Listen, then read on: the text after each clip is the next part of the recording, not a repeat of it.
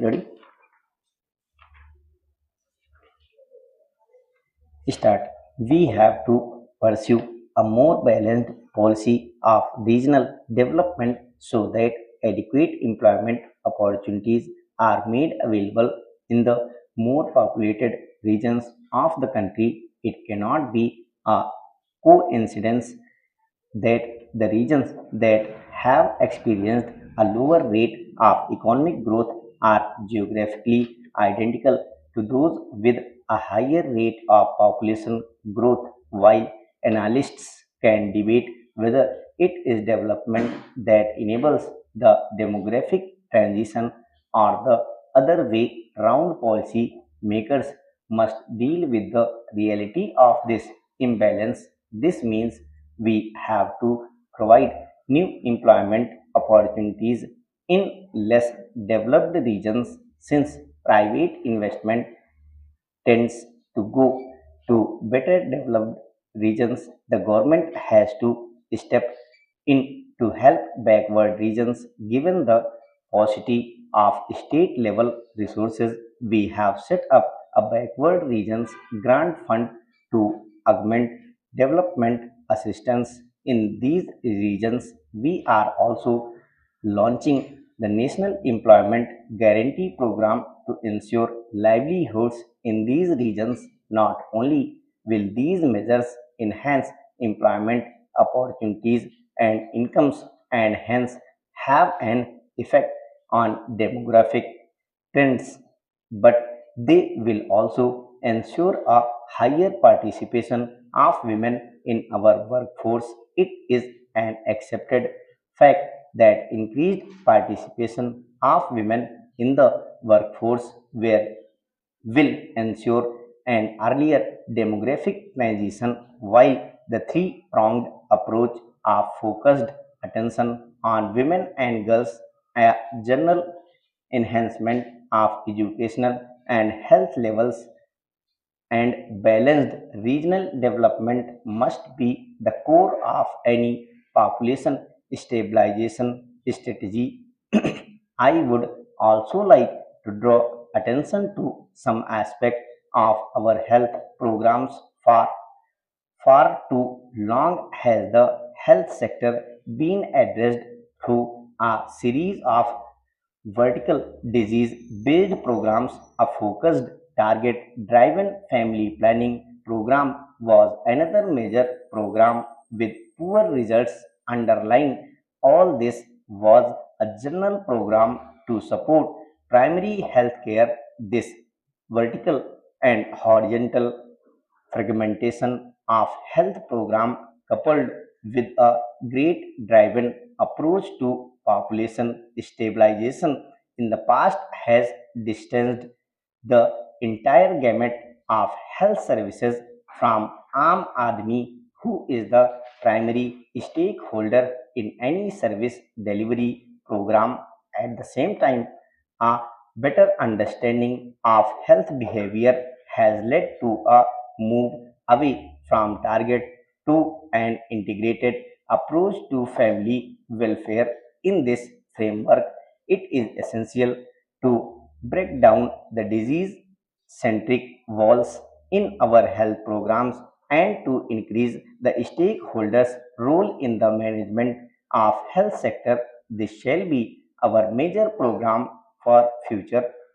Our government has launched the National Rural Health Mission to facilitate this holistic, participatory, decentralized approach to our people's health care. The mission will which will function on the basis of a decentralized district plan for healthcare will ensure stakeholder participation, enhanced investments, and proper prioritization. It will provide accessible, affordable, accountable, effective, and reliable primary health care to the poor and vulnerable sections of the population so as to achieve the goals of national population policy and national health policy. The reproductive and child health program will be integrated integrated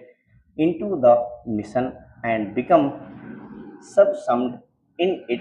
I hope that this mission does for our healthcare sector what the Sarv Shiksha Abhiyan is doing for the education sector. Our government is committed to increase the resources committed to primary health care so that there is substantial improvement in all demographic and health indicators over the next 5 years. Some of our states have demonstrated that this is possible, and we will certainly ensure that all other states achieve similar results. The National Population Policy affirms the commitment of the government towards voluntary and informed choice to citizens availing of reproductive health care services.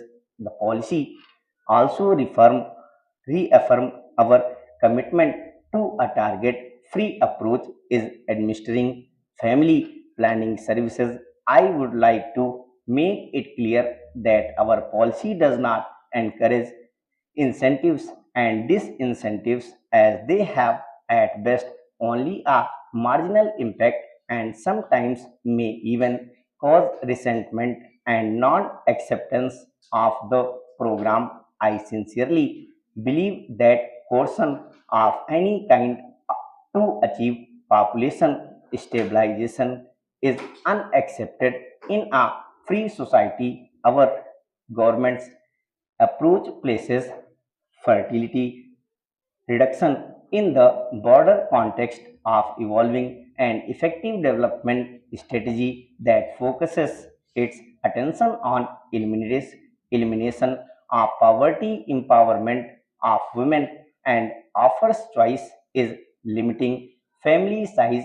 Population stabilization is only one aspect of population policy. I do urge you to pay equal attention to the challenge of building capabilities of our people. No civilized society can regard any human being as a burden, a liability. Even every one of us has a right to live a decent life. The challenge of population management is to empower people so that those who are perceived as liabilities can be effectively transformed into assets.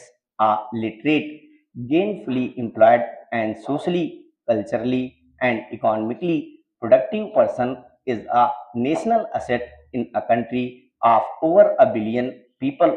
You can imagine what can do for our nation by helping empower our people. Investing in human capabilities converts human liabilities into human assets. Therefore, even as our population policy focuses on population stabilization, it must also focus on altering the skill profile of our population in future.